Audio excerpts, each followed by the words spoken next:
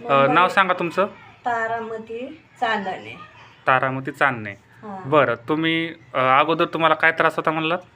आधी मला 1 वर्ष झालं चालायलाच येत नव्हतं. चालायला येत नव्हतं म्हणजे हा. तुम्ही जागेवर बसून होता, जागेवर बसून वाकर घेऊन चालायचं. वाकरवर चालायचे. बरं, मग काय दवाखान्यात वगैरे दाखवलं नव्हतं का तुम्ही मुंबईमध्ये? दाखवलं होतं. लय दाखवलं पोरांना. हं.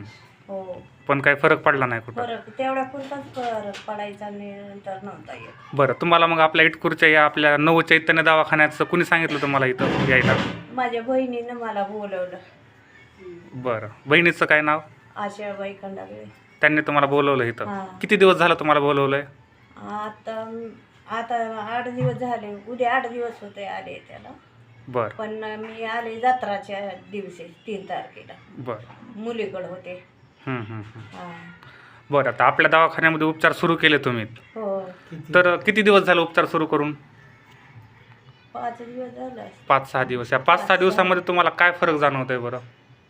जाणवायला लागलाय. थोडं गुडघं कमी आल्या, सुजन कमी आली, चला यायला लागले का 2 दिवस झाले. आणि मी आता बघितलं तुम्ही वाकर पण घेतली नव्हती, बिन वाकर घेऊन चालायला लागलात. हो. म्हणजे मुंबईमध्ये तुम्ही वाकर घेऊन कधी वाकरीशिवाय चालता येत नव्हतं.